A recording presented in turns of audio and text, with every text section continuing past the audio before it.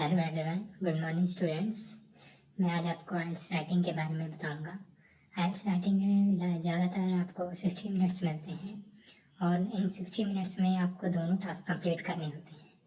मगर बहुत सारे स्टूडेंट्स को प्रॉब्लम आती है कि इन दोनों टास्क को 60 मिनट्स में कंप्लीट नहीं कर पाते।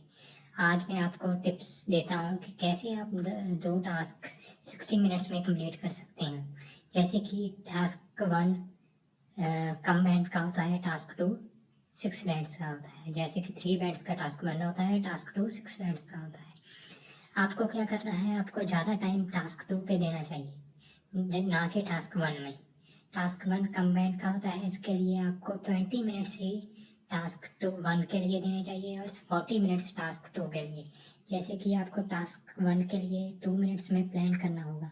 ज़्यादातर स्टूडेंट्स को यही प्रॉब्लम आती है, वो पहले प्लान नहीं करते, वो पहले लिखने लग जाते हैं, बाद में लिखते लिखते सोचते हैं। उससे क्या होता है, उससे टाइम खराब होता है और उससे आपका टास्क भी इनकम्प्लीट रह जाता है, क्योंकि आपको प्लानिंग पहले की नहीं होती। अगर आप पहले प्लानिंग करोगे तो ही राइट करोगे। जैसे कि अगर हम कोई घर बनाने लग जाएं, अगर हम पहले उसका आर्किटेक्चर से उसका नक्शा नहीं बनवाएंगे तो हम घर कैसे पाएंगे। इसके लिए 2 मिनट्स पहले आपको प्लानिंग करनी है, 60 मिनट्स के लिए आपको राइट करना है, फिर हमने 2 मिनट्स के लिए प्रूफ रीडिंग करनी है। जैसे कि आपने पहले प्लान कर लिया, फिर लिख लिया, फिर आपको प्रूफ रीड करना है कि कहाँ मेरी गलती है। जैसे कि ग्रामेटिकल एरर्स और स्पेलिंग एरर्स आप जे पेंसिल्स के साथ ही लिखते हैं ज़्यादातर। आपको पेंसिल ही यूज़ करनी है, क्योंकि आप रब कर सकते हो। कई बार ऐसे होता है कि आपकी सेंटेंस फॉर्मेशन गलत हो जाए तो आप रब करके लिख सकते हो। ऐसे ही टास्क 2 होता है। जैसे कि टास्क 2 में 40 मिनट्स मिलते हैं। 40 मिनट्स के लिए आपको 10 मिनट्स प्लान करना है, 20 मिनट्स राइट करना है। ये 10 मिनट्स में इसलिए कह रहा हूँ क्योंकि आप लोग ये टास्क 2 जो होता है इसके बैंड्स ज़्यादा होते हैं। इससे क्या होगा, आपको अगर प्लान ज़्यादा पहले कर लोगे, ज़्यादा टाइम के लिए प्लान कर लोगे तो आपको अच्छे से आ जाएगा। इसलिए आपको 20 मिनट्स राइट करने हैं और 10 मिनट्स प्रूफ रीडिंग करने हैं। अगर प्लानिंग में आपको अगर एक ऐसे आया है एग्री और डिसएग्री का, तो आपको कम से कम 2 और 4 आइडियाज़ चाहिए। उसके साथ आपको एलेबोरेट अच्छे से करना है, ना कि आइडियाज़ लिख लिख के छोड़ देना है। अगर आप एलेबोरेट अच्छे से करोगे तो ही आपके बैंड आएंगे।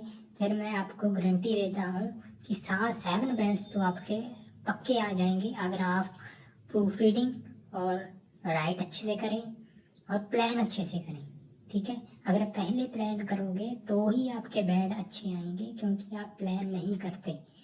कई स्टूडेंट्स प्लान नहीं करते, जिसके वजह से उनके बैंड्स कम रह जाते हैं, स्पेशली राइटिंग में। ठीक है, यही मेन कारण होता है। आपको पहले प्लानिंग करनी होती है। प्लानिंग करते करते आपको सोचना होगा ये आइडिया कैसे होगा, कहाँ पर इसकी एग्जाम्पल सेट होगी, यही आपको सोचना है। ठीक है, अब मैं आपको बता देता हूँ कैसे कैसे कैसे ऐसे होता है। जैसे कि bar graph, line graph, table graph नहीं होता, ये कहला टेबल होता है। ठीक है, मोस्ट ऑफ द स्टूडेंट्स क्या करते हैं, इसे टेबल ग्राफ लिख देते हैं। ये गलत है।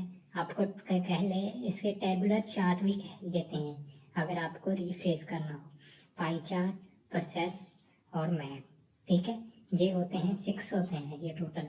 ठीक है, और टास्क 2 में क्या होता है, एग्री, डिसएग्री, मेरिट, डीमेरिट, मतलब के एडवांटेजेस और डिसएडवांटेजेस, प्रोज एंड कॉन्स ये होते हैं।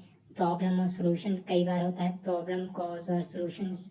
आपको क्या करना है, कई बार पूछा जाता है कि what extent do you agree और डिसएग्री। इसमें क्या करना है, आपको दो बड़ी पैराग्राफ एग्री के लिख देने हैं, एक बड़ी पैराग्राफ डिसएग्री का। अगर आपको पूछा जाता है कि what extent do you agree और डिसएग्री, तो आप डिसएग्री होते हैं तो आपको पहला बॉडी पैराग्राफ एग्री, फिर 2 बॉडी पैराग्राफ डिसएग्री के। मेरिट डीमेरिट में ऐसे ही करना है, प्रॉब्लम और सॉल्यूशन में भी ऐसे ही करना है। तो ये सब है आपको मैं फिर से कह रहा हूँ, पहले प्लान, फिर राइट, फिर प्रूफ रीडिंग। अगर पहले प्लान करोगे तो ही बैंड आएंगे, क्योंकि 7 बैंड्स वाले ही पहले प्लानिंग करते हैं। ठीक है ना, मेरी बात समझ गए आप सब लोग।